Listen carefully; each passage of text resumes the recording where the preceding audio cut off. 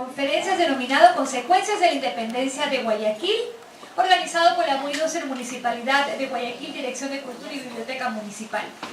El día de hoy tendremos la conferencia el reglamento de comercio que permite definir en qué parte del 11 de noviembre Guayaquil es una nación, a cargo del conferencista licenciado Víctor Hugo Arellano Paredes. Licenciado en Periodismo, Bachiller Superior en Religión, ostenta una maestría en Comunicación Social. Es director del Museo Municipal de Guayaquil. Jefe de Investigación Histórica del Instituto de Historia Marítima de la Armada del Ecuador, docente universitario.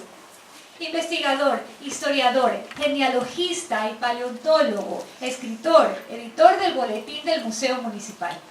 Fue secretario fundador de la Fundación Francisco de Orellana y de la Sociedad Amigos de la Genealogía del Guayas. También fue vocal del directorio del Instituto Ecuatoriano Italiano de Educación y Cultura. Miembro del directorio de la Fundación de Estudios y Análisis Geopolíticos y Estratégicos, doctor Antonio Parra Velasco. Actualmente es miembro de la Junta Cívica de Guayaquil, miembro correspondiente a la Academia Nacional de Historia del Ecuador, miembro del número fundador de la Academia Ecuatoriana de Historia Marítima y Fluvial, miembro de la Fundación Casa de Don Vicente Rocafuerte, miembro de la Confraternidad de Historiadores Camilo de Struje, así como también del Instituto San Martiniano de Guayaquil, miembro del Círculo de Periodistas del Guayas.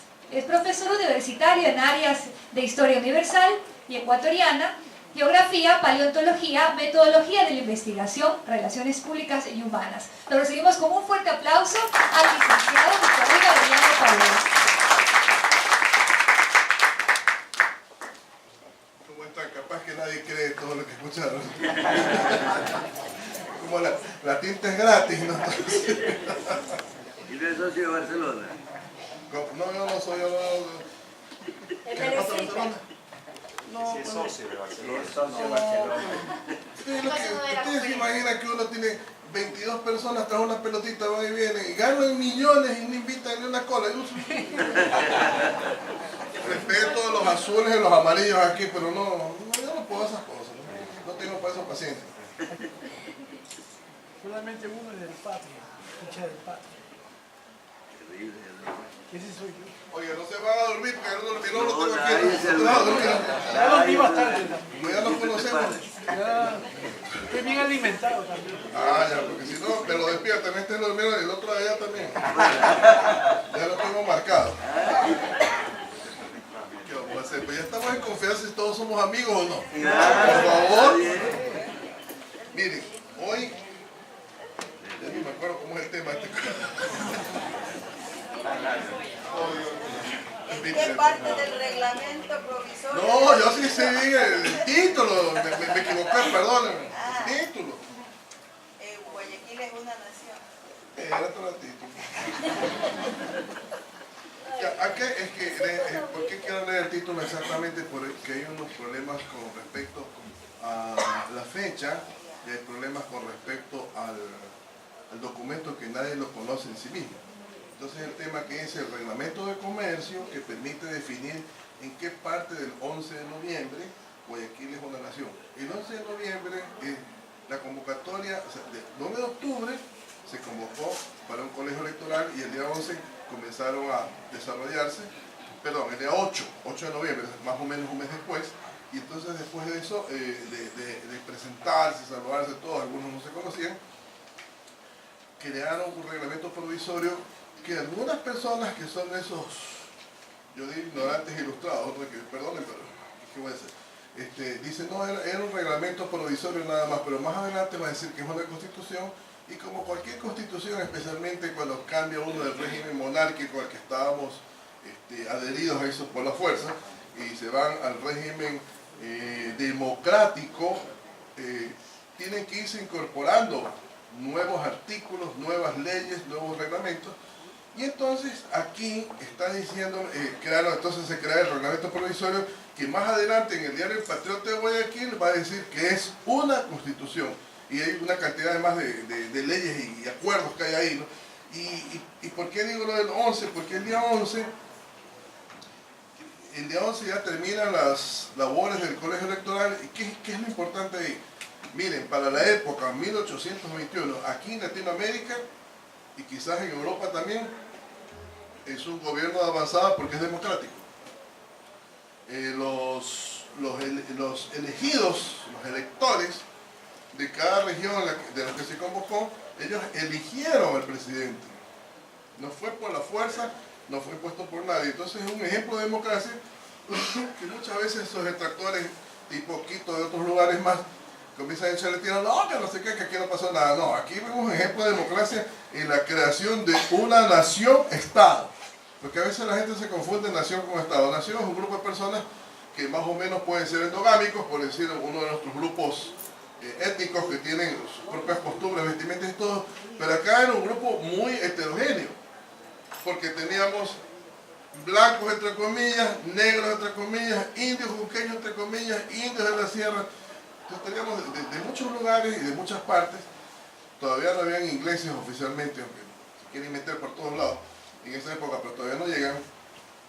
Y entonces estamos viendo que esa nación se transforma en Estado, con todas las prerrogativas de un Estado. Entiéndase, tiene un territorio, tiene una constitución, tiene un gobierno democráticamente elegido, tiene una bandera, no hay escudo ni hay himno todavía, cuidado se marean. Eso que saludemos gozosos, eso no es un himno, eso se llama canto el 9 de octubre, y había un himno el 9 de octubre, pero la persona que le quiso poner la música, a la Villamil y Casa, no le puso pues al himno, sino a la canción de octubre. Para nosotros ahí no, pero en ese momento no hay eso. Tenemos un ejército y algo que yo quiero el próximo año con el Círculo de Periodistas desarrollar es que, muy interesante, había una imprenta, que ustedes ya saben muy bien el asunto, pero había una libertad de imprenta, como decían ellos en ese momento. O sea, había libertad de comunicación para hablar y escribir lo que uno quiera. Y eso en un régimen a principios del siglo XIX, eso no tiene todo el mundo. Eso no tiene todo el mundo. A mí no, que no me vengan con ninguno. Habrá habido, el Mercurio era un periódico muy antiguo en el Perú, ya desde mediados del siglo XVIII, quizás antes, fines del siglo XVII. Ya ese periódico, ya en todos lados, pero todo estaba bien, con las riendas bien cortitas, pues, ¿no? Y no se podía mover como se movieron aquí. Ahora, ¿qué es lo que está pasando aquí? Alguien seguramente, o yo no estoy entendiendo, por eso pedí hasta a Melissa que tuvo la gentileza de darme el papel, lo del 11 de noviembre, porque el día, para ser exacto, es el día 1 de marzo del 21, o sea, al 11 de diciembre, al 11 de enero, al 11 de febrero, al 11 de marzo, no, 1 de marzo, 3 meses y medio después sale el reglamento. Un reglamento de comercio. Si ustedes recuerdan, los puntos del reglamento provisorio dice que la provincia libre de Guayaquil va a comercializar con todas las naciones libres los productos que tengan a bien. Pero eso es un eslogan, ¿no? O sea, las constituciones generalmente son eslogans, después tienen que venir los códigos, tienen que venir ¿no? La parte normal. Claro, entonces desmenuzar para ver para las aplicaciones con las casuísticas necesarias, y en eso pues viene este asunto. ¿Qué sabemos de eso? Sabemos que tanto el reglamento provisorio, según el periódico, el diario, bueno, no es un periódico, es el periódico, pero debemos decir el semanario, el Patriota de Guayaquil, según el semanario, tenemos que dice que en el café de Valens, tengo que descubrir quién es Valens porque tiene un café, y no sé qué habrá sido ese café, habrá sido una cosita así medio choza, o en la planta baja de alguna de las casas, y tiene que haber sido en el malecón, que es donde la gente más se reunía. Venden el reglamento provisorio y también el reglamento de comercio. Todo estaba más o menos manejado en menor comercio. Sin embargo, vino un individuo que se llama, un inglés, y el inglés se alteró un poquito, ¿no? Siempre las personas tienen esa tendencia a alterarse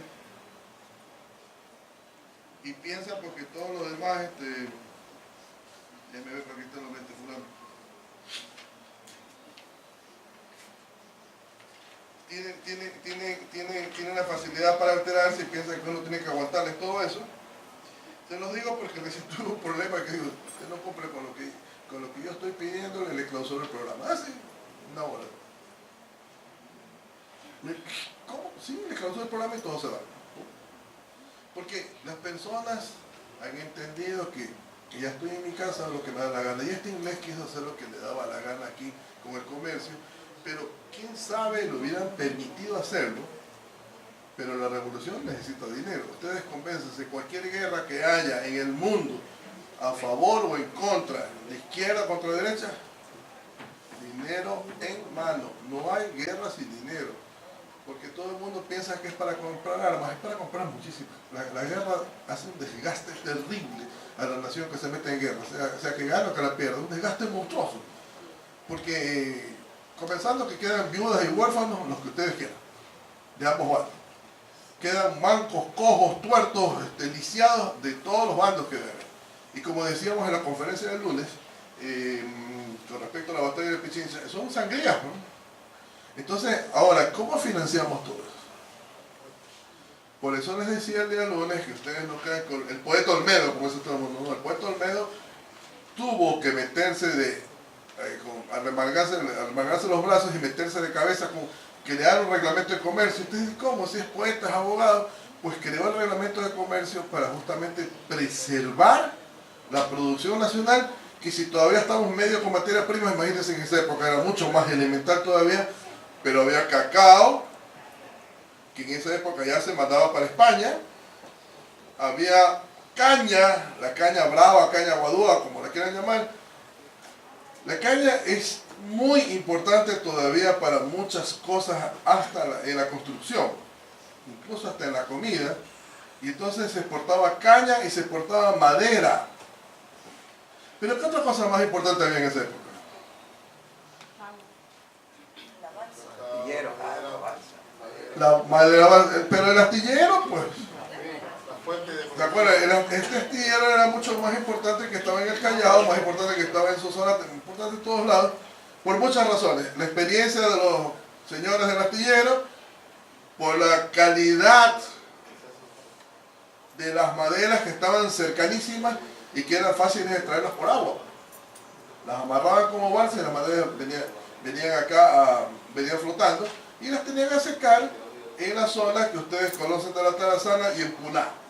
Porque a veces la gente se olvidó que Puná es parte integrante de Guayaquil y debería hacerlo en estos momentos en la mente de las personas. Lamento mucho decirles, confesarles, yo no conozco Puná. He estado frente a Puná, pero no conozco. Pero Puná es donde se desarrolla totalmente la riqueza de Guayaquil con respecto al astillero. Y con respecto al puerto, ¿por qué? Porque los grandes barcos, navíos comerciantes llegan a Puná y de ahí se dirigen acá, generalmente en lanchas más pequeñas. ¿Por qué motivo? Los bancos de arena y todas las complicaciones que hay. Entonces, en este caso, este señor Worthy, ya lo encontré, este inglés, como que se emocionó, pues, ¿no?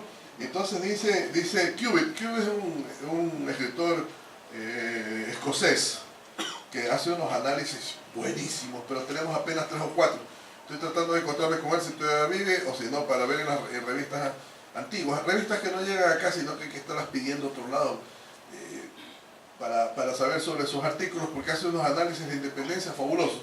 Y entonces él dice que se puso en una airada entrevista con Olmedo y Roca. Olmedo es el presidente del gobierno y Roca es el que tiene que ver con la parte que no es militar. ¿Qué quiere decir? Todo el resto de actividades que no solo son comerciales, sino sociales y todo eso.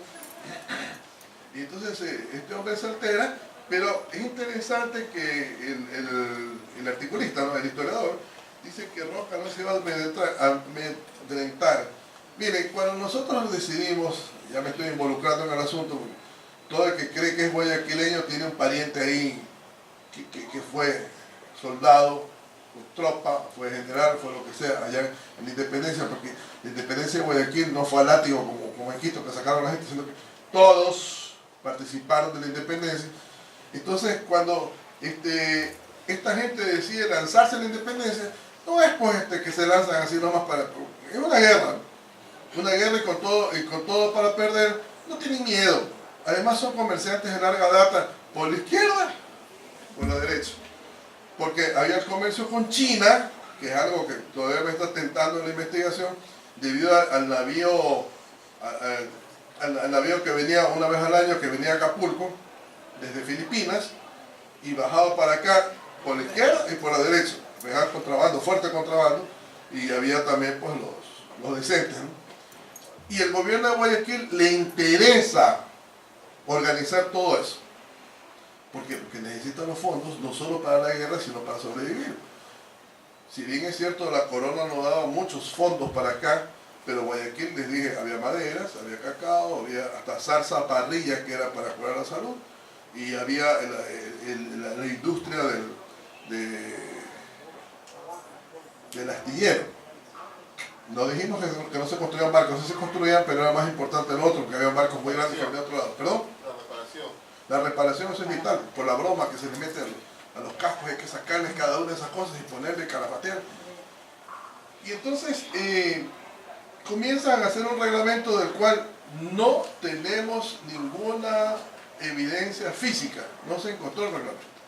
Pero el diario El Patriota de Guayaquil a cada momento se vende el reglamento, se vende el reglamento, se vende el reglamento. En el reglamento provisorio dijimos, perdón, en el reglamento de comercio dijimos esto de acá, dijimos lo de allá. Y eso es vital para nosotros. ¿Por qué? Porque nosotros vamos a ver que ese poeta y ese par de bobos, Jimena y Roca, estaban muy preocupados por preservar el Estado que ya había nacido y por hacerlo crecer. Que eso es lo que la gente no entiende. No es que yo me transforme en provincia libre, tengo que mantenerlo. Es una familia. La familia guayaquileña tiene que crecer. Y entonces para crecer pues tiene que fomentar los recursos. Y entre esas cosas, el 1 de marzo de 1821 dice cómo, lo que les voy a leer aquí a ustedes, se ha logrado sacar después de leer muchos documentos en juicios que hay comerciales, en juicios particulares, en los cuales en el reglamento de comercio otra cosa, en el reglamento de comercio otra. Entonces este hombre fue sintetizando, extrayendo, para lograr crear algunos artículos, porque dice en el artículo primero, artículo segundo, artículo quinto. Ahora, ¿qué es lo que quiere? Primero, como les dije hace un momento, preservar el crecimiento económico de Guayaquil. Acuérdense, Guayaquil, de Río Esmeraldas a Río Tumbes. No es Guayaquil una ciudad o puerto como decía Bolívar, sino es un crecimiento mayor, muy importante, y para eso tiene que hacer leyes protectoras. Entre esas leyes dice que había un problema más. Hasta la actualidad Panamá es importante para América. Hay ciertos lugares en América, como Nueva York, Miami y Panamá, que son puntos donde convergen muchas cosas. Convergen mucha mercadería y muchos productos del mundo. Entonces, en ese momento no sonaba Nueva York ni para nosotros, ni para nadie, ni tampoco sonaba Miami, sino Panamá, porque la gente viene de Europa, Cartagena, de Cartagena se pegan el salto a Panamá, un decirlo del salto, porque tampoco está tan cerca, a Panamá, y de Panamá cruzan el río Chagres, todavía no hay canal, no hay el canal de Panamá, cruzan el río Chagres, parte del río Chagres y parte a caballo, o en carroza, y de ahí vienen para acá, salen por Puerto Perico a repartir la mercadería. Y Panamá cobraba impuestos terribles. Entonces, ¿qué pasa? Que dice que alrededor del 15% del comercio de Guayaquil se realizaba a través de Panamá. ¿Y qué se realizaba? Principalmente comercio de mercadería fabricadas en Europa y enviadas desde las Antillas vía Istmo e importadas a Guayaquil. ¿Qué cosas ustedes creen que se puede haber comerciado con Europa? Loza, platos. Un disparate, a ver, más un disparate, el disparate más grande que un día se lo mandé a alguien y se quedó loco, no sabía. ¿Ah? Sí, pero no, más disparatado todavía. Medicina. No, medicina, la medicina natural acá es buena, y acá los brujos y curanderos que juegan al pepo todavía. No, ¿sabe qué? Naipes. Naipes, parece que en esa época el asunto de los naipes era una historia, era un negocio muy grande. No digo en la época de la independencia, en la época colonial. Y yo no sabía, yo sí había leído de los naipes algún día, Pero yo estaba, cuando vivía en Río de Janeiro, estaba en la universidad, porque pretendía sacar la maestría allá, y me dice, espérense un ratito, ¿por qué no toma un poquito de tiempo? Porque ahí a los que van a hacer una maestría les prestan el computador con impresora y con todo, le da todas las facilidades. Dice, hasta que se pueda, vaya a sacar la librería y mira, y comienza a mirar así. El comercio de naipes como Ecuador, como Guayaquil, no puede ser. Mañana compro el libro, no lo compré nunca, ¿no? Sugerencia, le veo un libro, venda el zapato, venda la reloj y compra el libro, entonces no lo compro. Pero había un comercio de naipes porque el rey autorizaba la fábrica de naipes. Ustedes ven, como que es medio absurdo, pero era un negocio pequeñito, pero negocio, ¿no? Les cuento que hay gente que tiene negocios de vinchas, ¿no? De imperdibles, ¿no? Así que, ¿cómo? Por eso, entonces, nunca subestimen ningún negocio, ¿no? Porque cada cual tiene su línea de público y tiene su línea de venta de cosas. Y entonces se comercializaba naipes. Pero Guayaquil, ¿qué otra cosa puede traer? Los naipes, la loza, los vinos, aunque ya venían vinos de Perú y de Chile, ya había bastante. ¿Qué otra cosa más? La ropa de Castilla. Porque no me digan a mí de los obrajes. La ropa de los obrajes que había en la sierra, comandados por gente de Quito y Riobamba, que genealógicamente, básicamente era lo mismo, era ropa tipo jean, o sea, ropa vasta, ropa gruesa. No era ropa de vestir.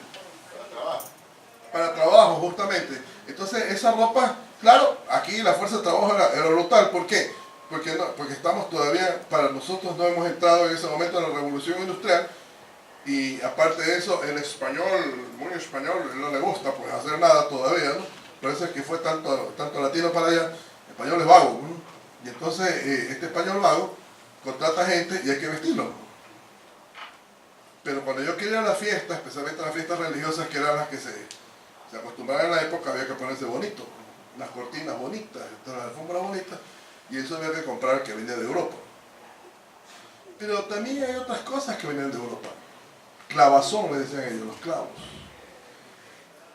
En un momento vinieron botijas, que son unas especies de recipientes medios troncocónicos, con la punta para abajo, los más grandes, que también se hicieron en Perú, los llamaron peruleros, las botijas, y otras pequeñas, y se hicieron por miles, pero miles, cientos de miles, y venían de España para acá.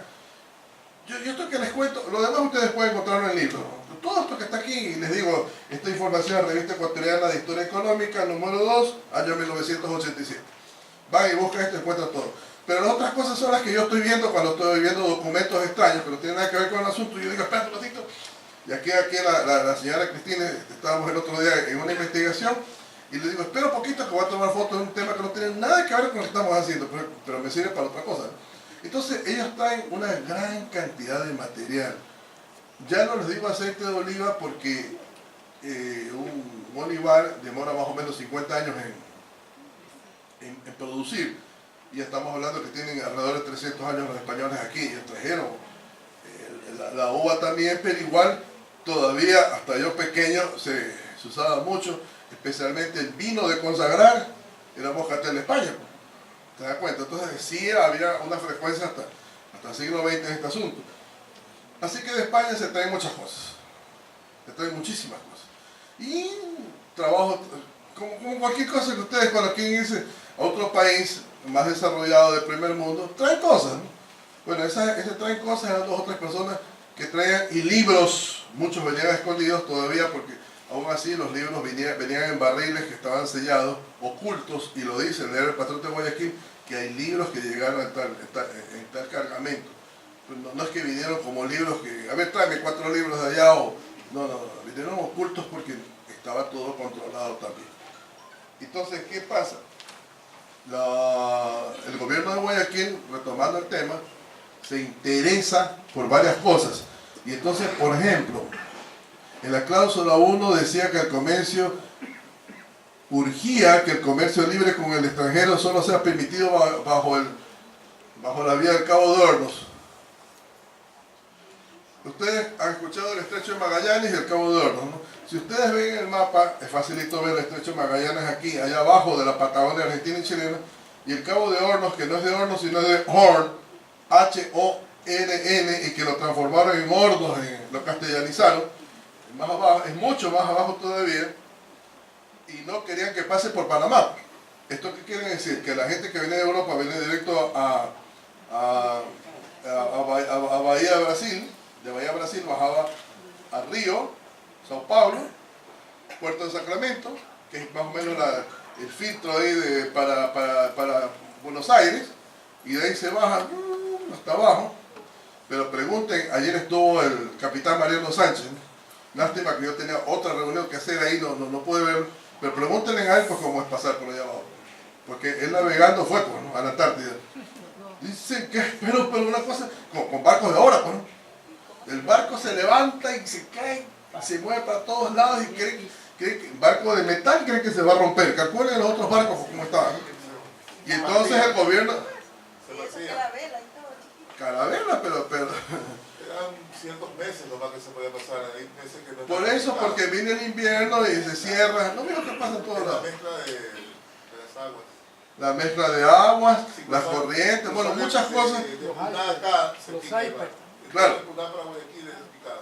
Oiga, les voy a poner 20 a cada uno de ustedes. Están participando con la lección. Muchas gracias, queridos estimados alumnos.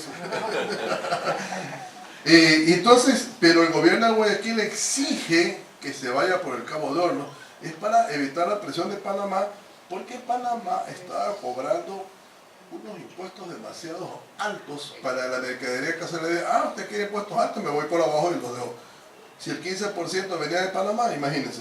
Entonces, otra de las cosas que decía la cláusula 8, para que presionaba sobre las limitaciones de la libertad de los comerciantes extranjeros para exportar oro y plata desde Guayaquil.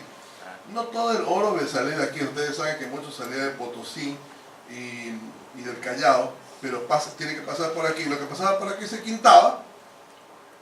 Entonces, una parte para nosotros. Ya, pero dice, los extranjeros mejor. ¿Por qué ustedes creen que un extranjero es mejor cuando es oro y plata? Ustedes saben que el oro y la plata llama la atención siempre. Pero si se le pierde a los extranjeros, no voy a llorar tanto como si se le pierde al nacional. Porque es capital que vino de afuera, con el cual se arriesga para hacer un negocio. Pero si es capital acá adentro, pierdo yo, pues, ¿no? Y piratas y piratería ha habido siempre. Entonces, a ellos les interesa hacer ese asunto. Después dice, la cláusula 9 prohibía a los comerciantes extranjeros llevar otros cargamentos que no fueran frutos del país. Ah, usted viene para acá, lo que se produce aquí, usted lleva. Nos olvidamos de cueros. Los cueros son importantísimos. Todo es cuero. Si ustedes piensan que después de la navegación, ¿qué es lo que el caballo? Todo es montura. Todo es cinturón. Y no solo cinturón para sostener el pantalón, cinturón para llevar las armas. Y botas y polainas y los cordobanes. Ustedes ven la lista, el próximo, para el 15 de diciembre me han ofrecido que va a estar el nuevo boletín del museo. Y ustedes van a ver las mercaderías, que estoy publicando sobre las mercaderías que se producen, que se comercian aquí en Guayaquil, y ven cordobanes y ven chaquetas de cuero. Cordobán es un tipo de cuero para hacer especialmente esos sombreros de ala ancha, parecidos a los que usan los chilenos y también ciertos españoles, y la copa baja. Entonces ustedes miren ese asunto, se produce también el cuero de acá, el cuero es el cuero de chivo. ¿Ustedes alguna vez han usado un zapato de cuero de chivo?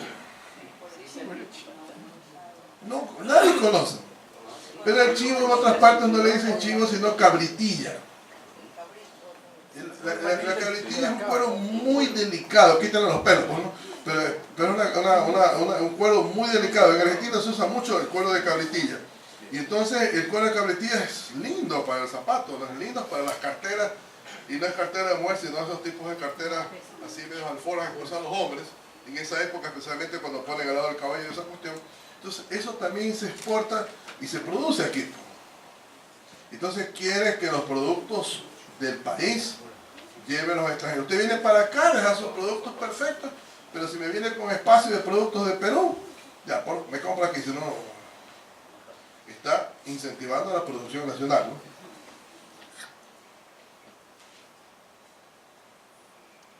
Dice que de esta manera los miembros del Cabildo esperaban dar término al indeseable comercio de Panamá.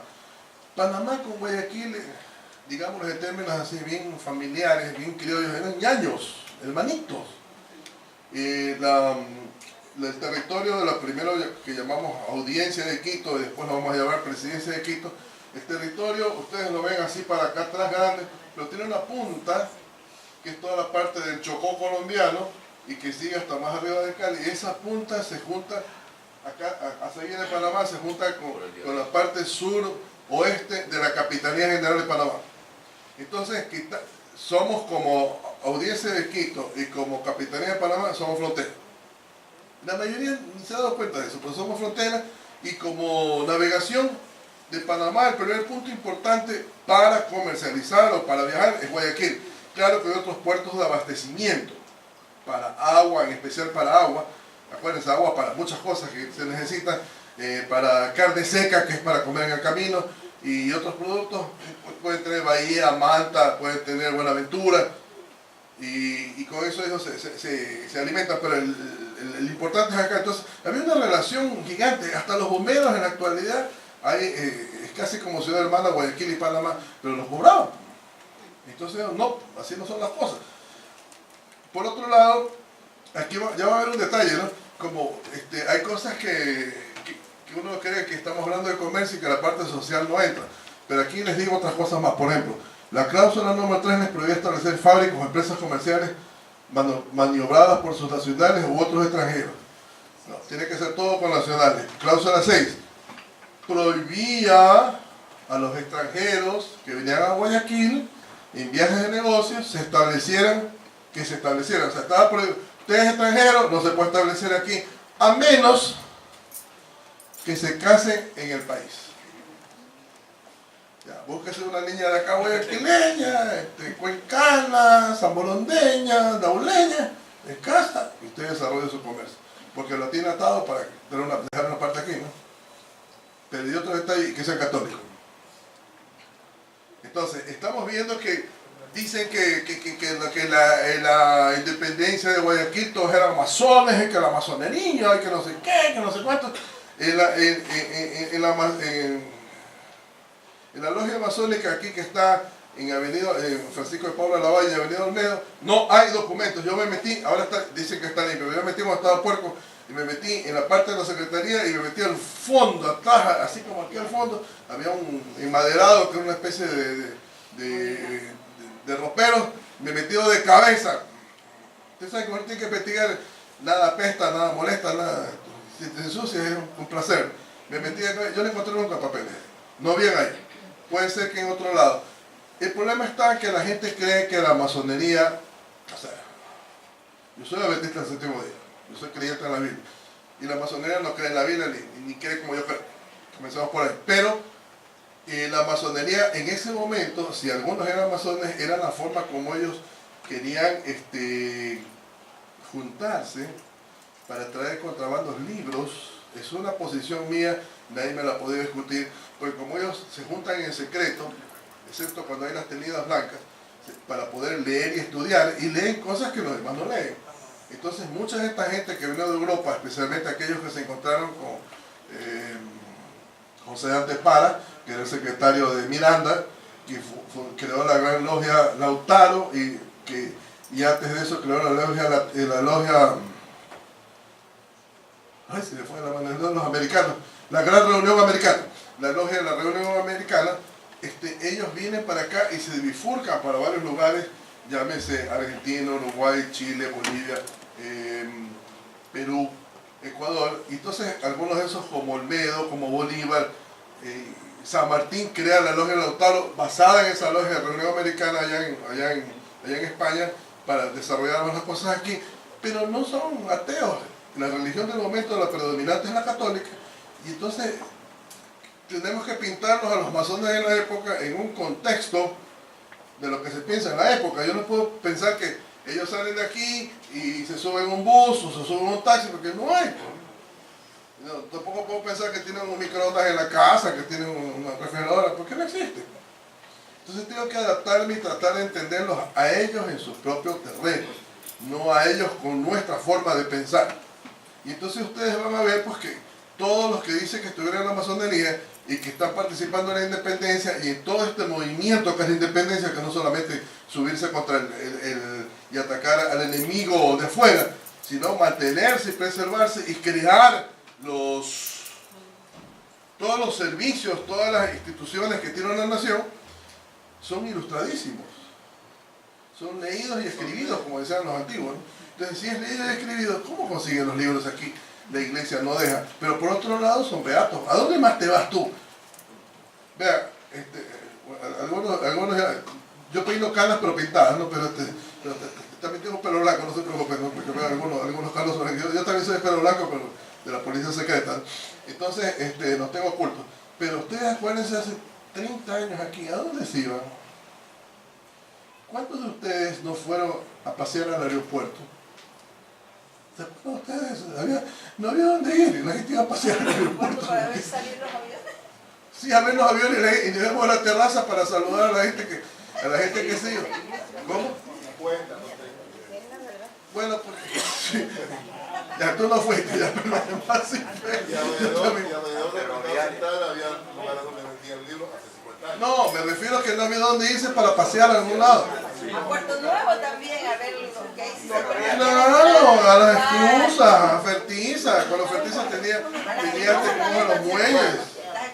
Entonces ustedes observen, para esa época es mucho más difícil, o sea, es demasiado primitivo. Quizás algunos pues vean que lo estoy haciendo como manera de risa, porque si comenzamos a hacer algo a manera académica tengo que citar el libro tal y cual, y se me duerme, pues aquí, ya digo, todo está bien, despiertito, ¿no? Entonces se dan cuenta, ¿no? Pero las formas de uno desarrollarse varían mucho de acuerdo a los servicios que puede ofrecer la ciudad y puede ofrecer el país. Entonces ustedes calculen de esa época para acá, lo mejor que hay es ir a la iglesia. La iglesia se canta, la iglesia se sienta, se pone de rodillas, cambia de colores los ornamentos de acuerdo al año, vienen las navidades, ustedes tienen un periodo de las posadas con Navidad, ¿no?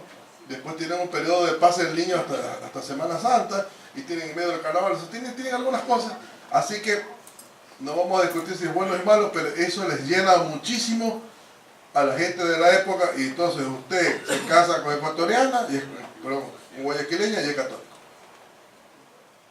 Ahora puede chocar, pero ellos tenían que preservar su estado era católico, porque eso lo dice en el reglamento provisorio. La cláusula quinta prohibía absolutamente que los extranjeros emprendieran en negocios de cabotaje. ¿Qué es cabotaje? Comercio interno. Comercio interno, tanto fluvial como marítimo, especialmente marítimo, porque ustedes saben, una persona que hace un negocio sale de aquí, se abre mar afuera y se va directo a Panamá. Pero el de cabotaje va operando en los puertos que le interesan. Dijimos que algunas veces se apropian se tienen que apropiar no apropiar, sino se necesitan tener vituallas, comidas, agua, esas cosas, sí, perfecto, pero no puede comercializar. Y si Guayaquil era desde el río Tumbes, que es casi el extremo, aunque realmente es Cabo Blanco el extremo del Golfo de Guayaquil, pero el río Tumbes, y desde Tumbes hacia Esmeraldas, tiene casi todos los puertos de cabotaje. Pero ellos no quieren que el extranjero se meta ahí, sino ese es para el nacional. Entonces el nacional con sus barquitos chiquitos va creciendo en eso. Miren que quitemos la parte visible, la parte de hilaridad. Miren cómo lo tienen, es un proteccionismo terrible, pero bien pensado, bien planificado. Y cuando ustedes piensan bien y lo planifican bien, es porque hay mucha experiencia en el comercio. Y no están dependiendo tampoco del Consulado de Comercio de Lima, que era fuerte, que era el que quería manejar todas las cosas. Guayaquil quiere abrirse de Lima y abrirse de Cartagena, que si bien es cierto, Cartagena está en el Caribe, les interesa a ellos abrirse de Cartagena porque de ambos lados los tenían controlados. Guayaquil no pudo crecer sino hasta la segunda mitad del siglo XVIII, cuando vienen los reyes de la Ilustración con Carlos III, cuando se cambian de Habsburgos para Borbones, y entonces por estas cuestiones dinásticas y genealogías, y les abren el mercado para México, o sea, ya no privilegiaron a Venezuela, sino para México y para España. Entonces ahí comienzan a crecer, porque comienza la exportación más fuerte, especialmente de cacao, y a su vez comienza también, ya no hay impedimentos para el ingreso de mercaderías de los otros lados para acá. Ya, a eso de ahí, dice aquí que la cláusula 4 demandaba de que todo cargamento pague los derechos regulares impuestos a todas las naves nacionales. Si las nacionales pagan, las extranjeras pagan. 7. Urgía la imposición de derechos suplementarios en los cargamentos que no eran enviados de España. Y, por ejemplo, cargamentos que no estaban dirigidos al mercado europeo. ¿Qué otros lugares que no estaban dirigidos al mercado europeo? A ver, ¿qué más podemos saber nosotros ahí? Hay el mercado americano. Los barcos americanos e ingleses, ya en la segunda mitad del siglo XVIII, ya pululaban en los mares, en el mar Pacífico acá. Aceite de ballena. Aceite de ballena aquí, po. Porque no solo aceite de ballena, ¿cómo es que se llama? El que es para fijar los perfumes, ¿cómo se llama? El que sacan del cerebro de la ballena. Es como almísquila, pero ustedes ya saben qué les digo. De la ballena se sacan por lo menos 2 cosas, además del carne. Pero en esa época no se acostumbra. Yo vi vender en Perú, he visto vender por cubos, vendían hace unos 40 años, vendían cubos de carne de ballena. Aquí uno vende por libras, una polva, no, cubos. Pero se saca el almísquile para fijar los perfumes, importantísimo, carísimo. Se sacan las barbas de la ballena. ¿Sabe para qué? No? Son las pinzas para la ropa interior de las mujeres, para darles la curva de acuerdo a la moda de la época. Y el aceite de ballena es para millones de cosas. En una de las primeras, iluminar todas las calles de Guayaquil. Era importantísimo.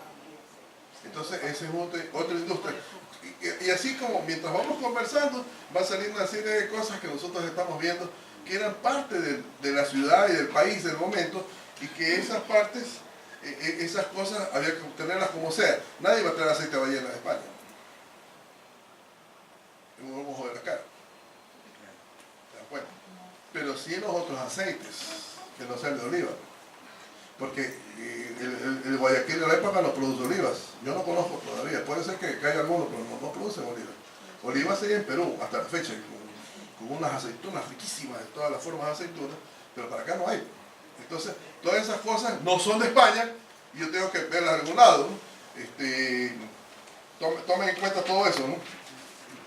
Ahora, como ya lo dijimos hasta hace un momento, es el nacionalismo. En general yo creo que Guayaquil es muy nacionalista comparado con ciudades de la sierra. Me da la impresión, si estoy equivocado me corrigen. Pero el nacionalismo protector con respecto a los productos y vital. Y eso es lo que ellos promovieron. ¿Qué más podemos decirles a ustedes para no? Porque veo algunos apóstatas por ahí que se me vienen. Entonces, me apostatan aquí. ¿Perdón?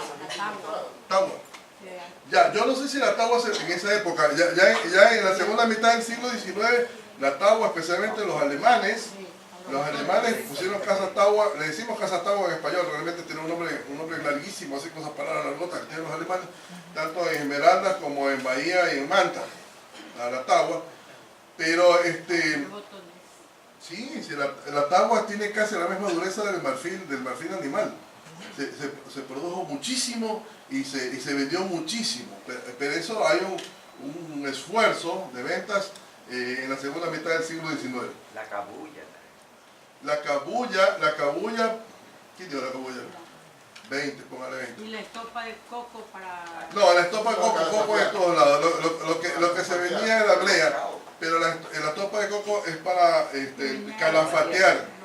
Sí, eso se llama calafatear. Entonces solamente con unas especies de espatulitas se lo presiona y se le pone brea encima. Pero eso se ve bastante en todos lados. Pero la cabulla y las lonas, pues. Si el cacique Tomalá 300 años atrás se hizo multimillonario, el hombre más rico del Guayaquil de la época, solo con eso. ¿Por qué? Porque él vendía las arcias, que son las sogas de todos los gruesos, para los barcos. Todo comienza a caer cuando se inventa el barco a vapor. Y ya cuando frecuenta Guayaquil. Pero hasta eso Guayaquil está muy distante de que se quiera el barco y pase todo eso, ¿no? Y eso es importantísimo. Ya, entonces ustedes vean. Pero por otro lado, ¿qué nos faltó? Hablamos mucho nosotros del agua, ¿no? ¿Y la sierra? Frutos. No, hombre. La sierra todavía es española.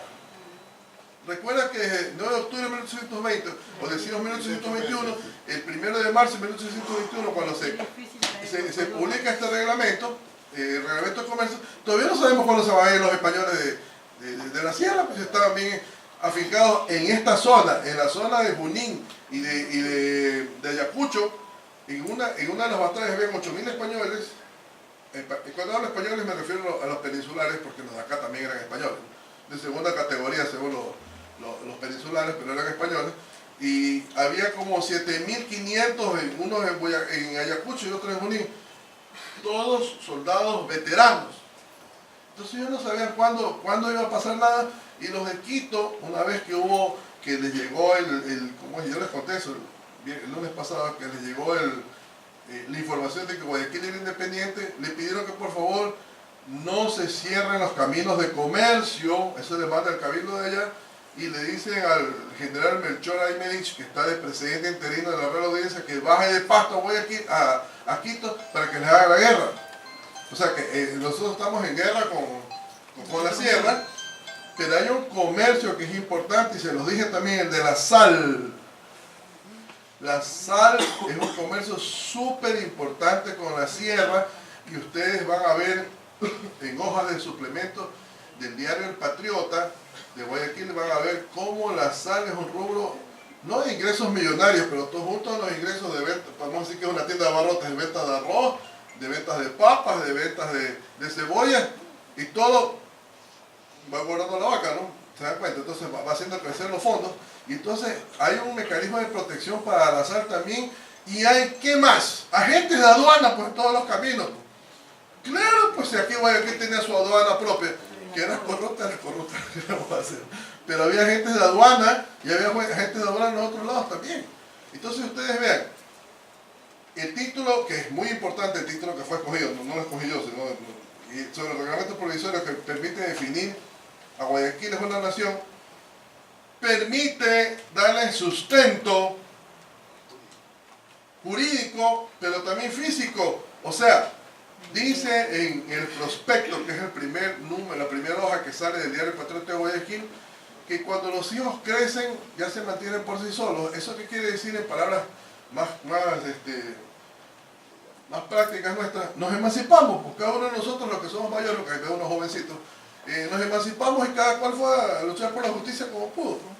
¿Te das cuenta? Unos crecieron más, otros menos, pero buscaron trabajo, buscamos trabajo, nos desarrollamos, crecimos más unos que otros, pero la nación logró emanciparse.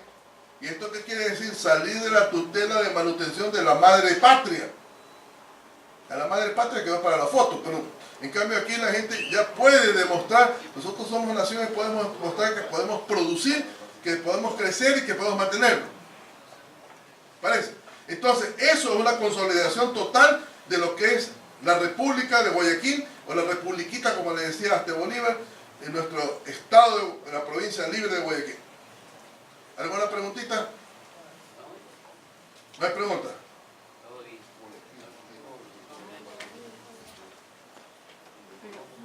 Está bonito. Bueno, les agradezco mucho la presencia y su presencia. A ver si puedo responder, no estoy capacitado para todo. No está ubicada con el tema, pero sí... Puede ser desubicada. Puede servir. Si no está ubicada, es desubicada. Puede servir. Bueno. Hay dos conceptos, históricos y sociales y políticos, que son la nación y el Estado. Tienen su importancia y su valor.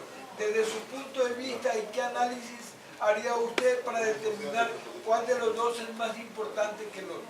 Van de la mano.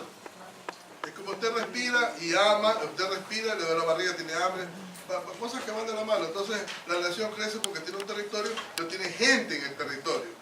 Y esa gente en el territorio produce y crece. Entonces fueron de la mano, aunque no todos nacieron el día 9 de octubre, porque al mes siguiente hubo el colegio electoral, y a los 3-4 meses hubo este asunto del reglamento de comercio y otros programas más que se vinieron definiendo. Entre esos periodos, Guayaquil creció como un ejército. Entre esos periodos, Guayaquil ya no solo tenía el Patriota, que es lo que yo siempre estudiando bastante temas, sino que también se produjeron en esa imprenta, que quiero exagerar, trabajaba las 24 horas, porque había un solo imprentero y una sola imprenta, y sacaron una cantidad de hojas sueltas tremendas. Porque antes todo se escribía a mano y se ponía un pando, un tronco por aquí, un tronco por allá, ahora no, era entonces, y había el negocio del papel y de la tinta, porque la gente no, que quiere que el periódico esté haciendo más, aquí trae papel de ningún lado, si aquí no se fabricaba papel. ¿Sí se dieron cuenta? ¿No? Y la tinta tampoco, ¿no? Aquí eran las hojas de choclo para comprar. No, pero tratan nada. Ya, les agradezco mucho la presencia de ustedes.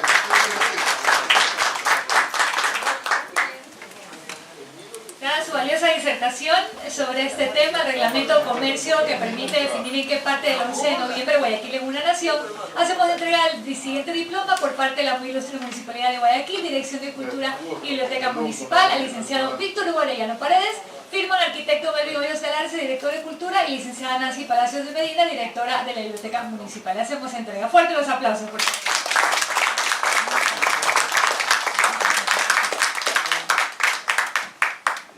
Bueno, este ciclo de conferencias aún no termina, lo esperamos el día de mañana. Buenas noches.